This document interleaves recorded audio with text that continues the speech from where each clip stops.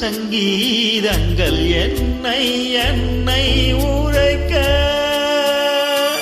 கண்களை திறந்து கொண்டு நான் கனவுகள் காணுகிறேன். கண்களை மூடிக்கொண்டு நான் காட்சிகள் தேடுகிறேன். உன் பொன்விரல் தொடுகையிலே நான் பூவாய் மாறுகிறேன். பூமியில் நாம் வாழும் காலந்தோறும் உண்மையில் என் ஜீவன் உன்னை சேரும்.